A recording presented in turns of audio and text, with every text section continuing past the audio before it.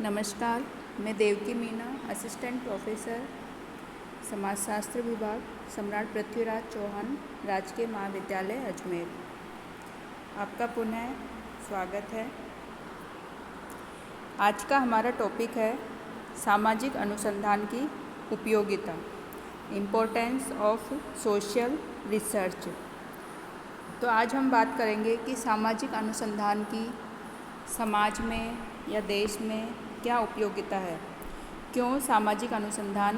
किए जाते हैं और इनका सामाजिक जीवन में क्या उपयोग है।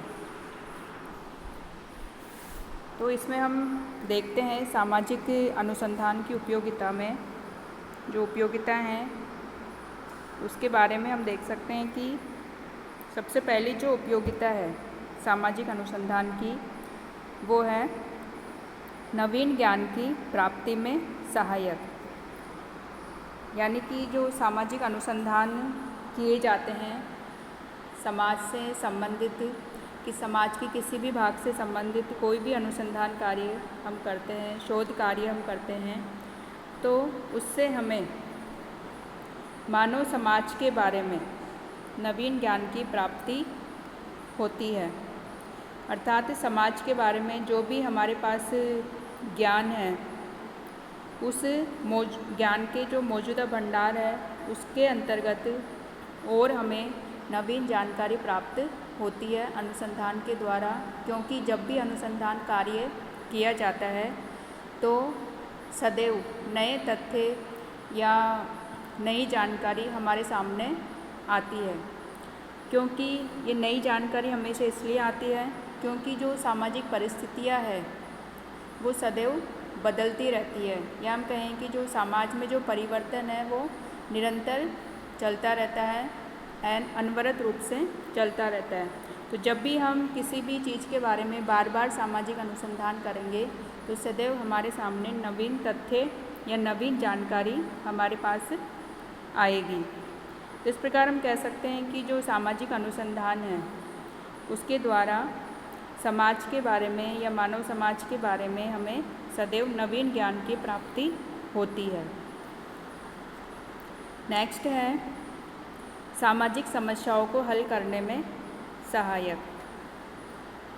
यह हम सभी जानते हैं कि जो समाज है, जहाँ समाज है वहाँ पे समस्याएं अवश्य ही पाई जाती है। यानी कि कुछ जगह समस्याओं की अधिकता हो सकती है अथवा कुछ जगह कम हो सकती है, लेकिन समस्याएं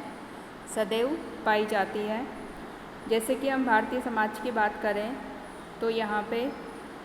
अपराध है, बाल अपराध है, भ्रष्टाचार है, जातिवाद है, निर्धनता है, अनुशासनहीनता, बेरोजगारी आदि की जो समस्याएं हैं भारतीय समाज में पाई जाती है।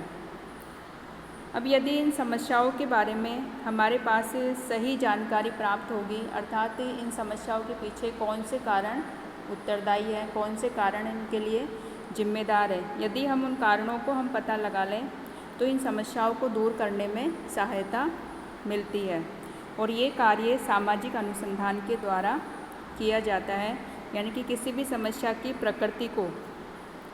सही ढंग से या उसके बारे में तथ्यात्मक जानकारी प्राप्त करने का कार्य सामाजिक अनुसंधान के द्वारा किया जाता है, जिससे कि आगे उस समस्या को हल करने में सहायता मिलती है। नेक्स्ट है अज्ञानता को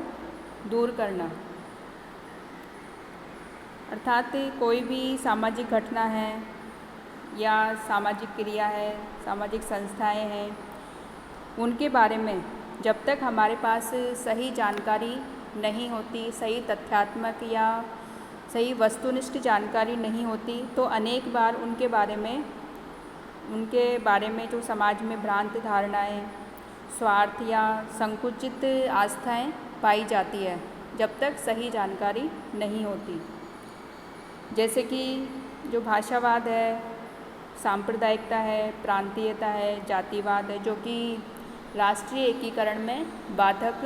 तत्व है, इनके बारे में जब तक सही जानकारी प्राप्त नहीं होगी, अर्थात भारतीय समाज में भाषावाद क्यों पाया जाता है, अलग अलग भाषाओं के कारण प्रांतीयता क्यों पाई जाती है, तो जब तक इनके बारे में हमारे पास बिल्कुल सही जानकारी, तथ्यात्मक जानकारी नहीं होगी, तब तक इनसे संबंधित जो भ्रांत धारणाएं हैं वो समाज में फैली रहेंगी और इन चीज़ों को बढ़ावा मिलेगा। तो सामाजिक अनुसंधान के द्वारा इनके बारे में या सामाजिक क्रियाओं के बारे में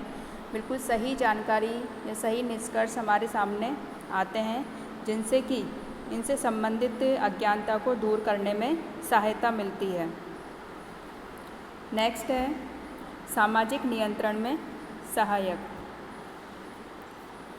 यानी कि जो समाज में सामाजिक परिवर्तन की जो गति है वो निरंतर चलती रहती है, अर्थात समाज में सामाजिक परिवर्तन निरंतर चलता रहता है, जिसके कारण इन परिवर्तनों के कारण समाज में अनेक बार जो सामाजिक व्यवस्था है वो उसमें असंतुलन की स्थिति उत्पन्न होती है, जिससे कि सर्वप्रथम व्यक्तिगत विघटन की शुरुआत होती है, उसके पश्चात पारिवारिक विघटन और फिर सामाजिक विघटन को बढ़ावा मिलता है। तो सामाजिक अनुसंधान के द्वारा जो मानवीय संबंध है, सामाजिक संबंध है, उनको व्यवस्थित बनाए रखने वाली प्रक्रियाओं के बारे में सही जानकारी प्राप्त की जा सकती है कि मानवीय संबंधों को यदि व्यवस्थित रहेंगे, सही रहेंगे मानवीय संबंध, तो व्यक्तिगत विघटन और उसके फलस्वरूप जो पारिवारिक विघटन है उसे रोका जा सकता है और अंत में सामाजिक विघटन को रोक सकते हैं, यानी कि उससे सामाजिक विघटन की जो स्थिति है उसे छुटकारा पाया जा सकता है। इससे सामाजिक नियंत्रण के लिए दृढ़ आधार प्राप्त होता है, यानी कि सामाजिक अनुसंधान के द्वारा सामाजिक नियंत्रण को बढ़ावा मिलता है या सामाजिक नियंत्रण में ये सहायक होता है। नेक्स्ट जो उपयोगिता है सामाजिक अनुसंधान की वो है कल्याणकारी और समाज सुधार में उपयोगिता,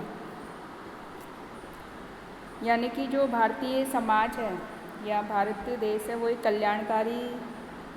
है और भारतीय समाज में विभिन्न जो पिछड़े वर्ग है, अनुसूचित जातियां हैं, अनुसूचित जनजातियां हैं, मजदूर वर्ग है,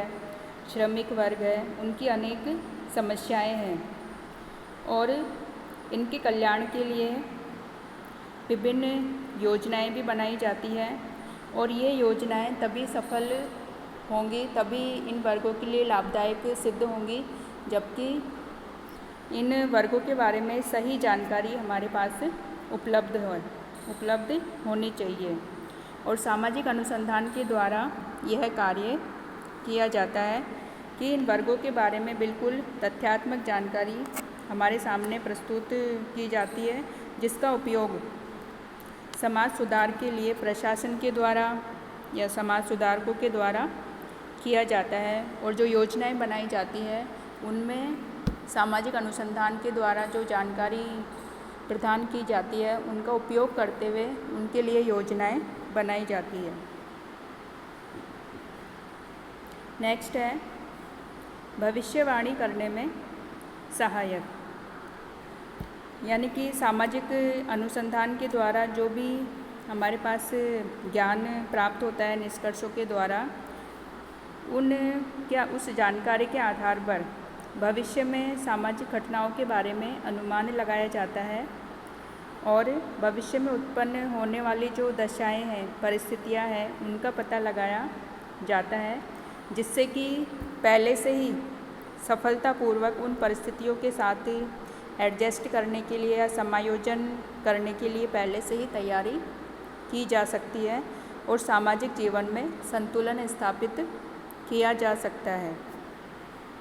नेक्स्ट है सैद्धांतिक महत्व, यानी कि सामाजिक अनुसंधान का जो सैद्धांतिक महत्व है वो यह है कि सामाजिक अनुसंधान के द्वारा जो भी निष्कर्ष निकाले जाते हैं उन निष्कर्षों के आधार पर सिद्धांतों का निर्माण किया जाता है और इस सामाजिक अनुसंधान के द्वारा प्राप्त ज्ञान के आधार पर समाज और सामाजिक जीवन के बारे में हमारी जो जानकारी है, ज्ञान है, उसमें निरंतर वृद्धि होती है और सामाजिक क्रियाओं को, सामाजिक संबंधों को समझने में सहायता मिलती है जिससे कि नवीन ज्ञान की जो संभावना है वो बढ़ती जाती है और जो इससे संबंधित जो अंधविश्वास है या रूढ़िगत विचार है उनसे हमें छुटकारा मिलता है। यानी सैद्धांतिक महत्व यही है सामाजिक अनुसंधान का कि निरंतर हमें समाज के बारे में, सामाजिक क्रियाओं के बारे में, मानवीय संबंधों के बारे में निरंतर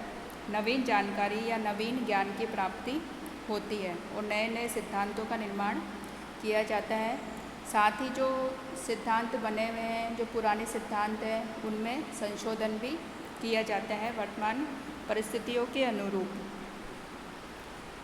नेक्स्ट जो उपयोगिता है सामाजिक अनुसंधान की वो है सामाजिक विज्ञानों के विकास में योगदान देना। यानी सामाजिक अनुसंधान के द्वारा सामाजिक घटनाओं के बारे में वैज्ञानिक जानकारी प्राप्त करते हैं और इससे समाजशास्त्रीय ज्ञान में वृद्धि होती है और साथ ही जो अध्ययन की जो नवीन प्रविधियाँ है, टेक्निक्स है, उपकरण है, उनका विकास भी किया जाता है।